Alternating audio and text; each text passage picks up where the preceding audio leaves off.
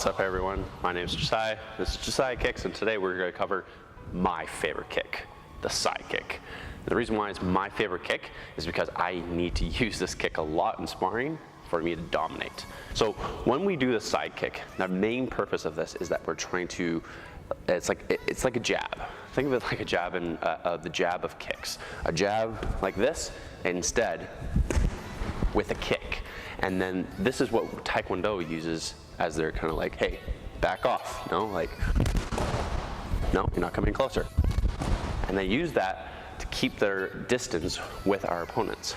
And the way that we have this kick set up is we use it a lot with our lead leg. Rarely will we do this. Rarely will we bring your leg up and then side kick from there. Sometimes, you know, it has a purpose. But most of the time, we're going to use our lead leg for this. So we'll be set up in our guard like this, and we're going to be in a side-facing stance, meaning that, you know, our body is facing here, because this is what we have to worry about most of the time, is that we don't get hit in the front, because we're not allowed to get points in the back, or the back of the head, or the, you know, below the belt.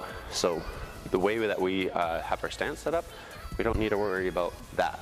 So we turn facing to the side like this, and we're balancing, okay, and we have our lead leg ready to like jab out. In case someone, you know, gets too close, we have a couple options of what we can do. We can quickly raise our leg up and aim to chamber and kick out, and we got to make sure that we point with our heel. So we chamber and heel up so that our heel is going to jab straight out. Imagine it's like with your fist. Would you have your fist back here or down here to do a jab? No, you would have it straight out in front. You would have your elbow down so that when you punch, it's a straight punch going straight out. Not angle to the side, because that would be a back fist. Different purposes, it's just you want to set up your moves for what you want to do. So with our side kick, we need a chamber and aim, and then we would kick, just like that. Then we can also use this as a defensive kick, moving backwards. So my opponent, this is sentry back here, my opponent gets too close to me, and I'm like, oh, I don't like that, that's too close for comfort. So I can take a step backwards, chamber up, kick back, and then if I fall, I can run away like this, and then I got my back kick. And meanwhile, I'm facing backwards, so you can't get me in the back. This is the way that we fight in Taekwondo sparring. We're allowed to, you know, kick behind like this, and it's kind of like a donkey kick. Now, say our opponent is too far away from us, like he's right over there and I'm here, and I want to cover some distance. I definitely have a long enough legs. If I lift my leg up, I'm probably, you know, a good body length away. So all I got to do is move a little bit closer. There's two ways that we can do this. The first way is that we can do the set, step, and then side kick. Step, chamber, side. Then there's something called the pumping side kick, or the slide side kick.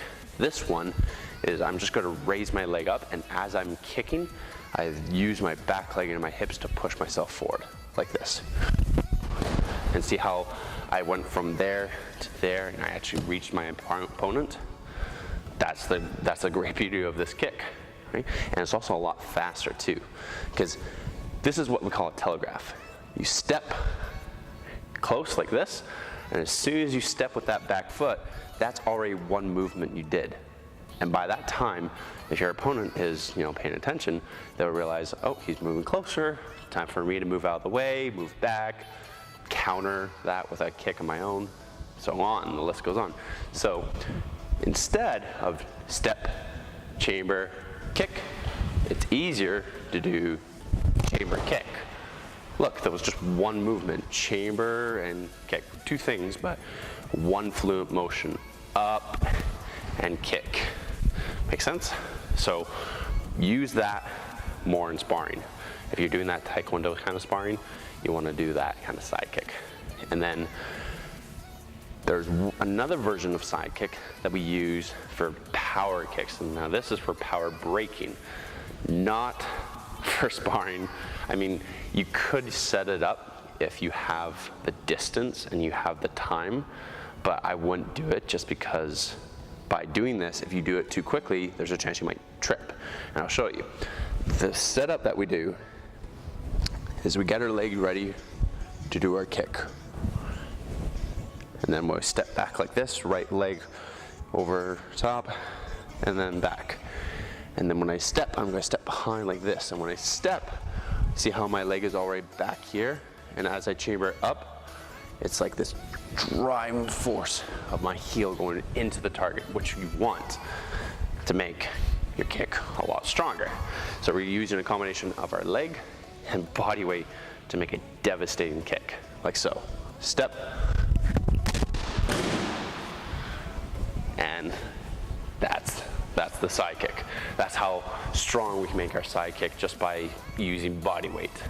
Anyways, that has been your side kicks, and I would love to see some more of you guys.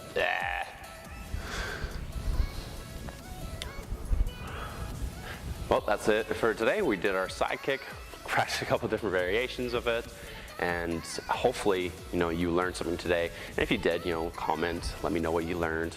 Hit the like button, subscribe, notifications on, you know the drill. I will see you on Wednesday.